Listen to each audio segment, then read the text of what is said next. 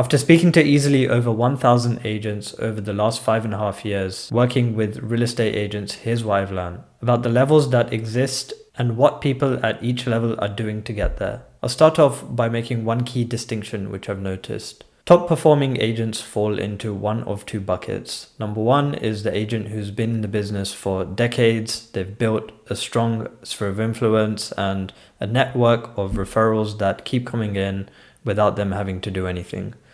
The second type of agent is the young savvy agent who has cracked social media and ads to help them scale their business very quickly, leaving their competition in the dust. So I've created this diagram to illustrate the levels of a real estate agent and what you should be doing to get to the next level. Something that is key to raising the level is reinvesting back into the business and being able to take one step back to take two steps forward. It's uncomfortable and it puts pressure on you, but that's what's needed to help you grow. There's no growth in your comfort zone. And through each level here, we have to give up our profit margin in order to invest back into the business and grow our revenue with a lower percentage profit margin, but giving us a larger profit overall. You can see this here with the first level and all of the subsequent levels here. So firstly, the width of the pyramid here represents the size of the business. Here at the bottom, you have the largest business, and here at the top, you have the smallest business. Also, another thing to keep in mind here is these are the bottlenecks at each stage of the business. And here's your time and energy investment, which goes down as you scale, assuming that you keep the same size of the business. Of course, if you are actually looking to grow, chances are you're just going to reinvest that time and energy back in. And money investment goes up, revenue grows, and margins go down, overall resulting in more profit from the business.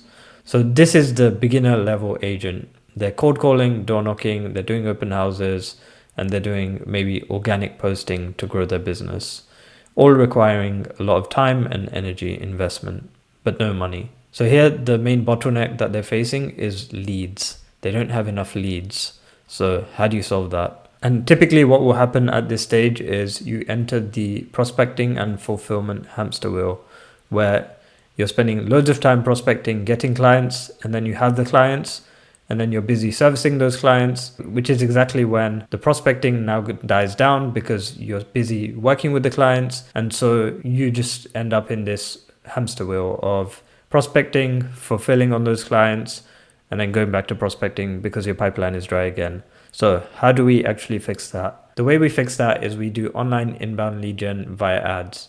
So this now requires none of your time or energy to get leads. So here, typically, you'll now be able to close a few deals per month and you'll be sitting quite comfortable. This is probably where most agents get very comfortable and are not able to kind of push to that next level. So this is normally where you would start with Facebook and Instagram ads. Those are the lowest cost, highest ROI lead gen that you can do. And so that's where I would recommend starting.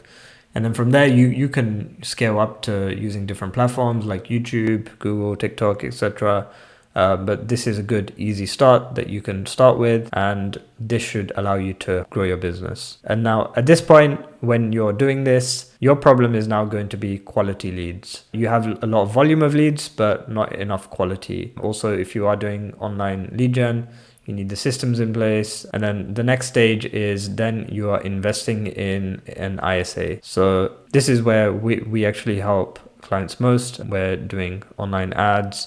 We have systems in place. We have an ISA to call all of the leads for the clients that we work with. We also do it without the ISA, but that's mostly what we're working with, people who are providing an ISA to, and our systems and our lead generation campaigns. But this is where we are calling leads and following up with them. And this is where we solve that bottleneck. So typically agents will possibly work with us, but maybe they're too busy to be calling leads themselves. Maybe they don't want to call the leads themselves. Maybe they don't have the time.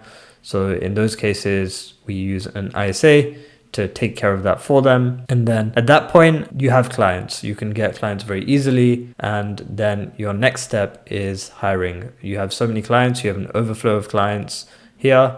And that's when you are delegating your prospecting. So this is where you're hiring team members. Maybe it's buyer's agents, listing agents, whatever it may be. You're building a team or potentially even a brokerage. And that's when you have that problem solved. So then you're going into leadership, management skills, and of course, acquiring those skills is very important to then be running your business. But these are the levels of being a real estate agent. So this is how you want to be thinking about running your business. Identify what stage you are at in this pyramid, and you literally have the solutions to these problems. So go ahead, take action on what you're looking for. If you need any guidance, feel free to book in a call with me, and I would love to guide you and see if we can help you. But otherwise, if you'd like to learn more about how you can grow your real estate business, make sure to subscribe to the channel. I'm going to be putting out a lot more value to help you guys grow your real estate business. And if you found this useful, make sure to like, comment any questions you may have, and I'll get back to you.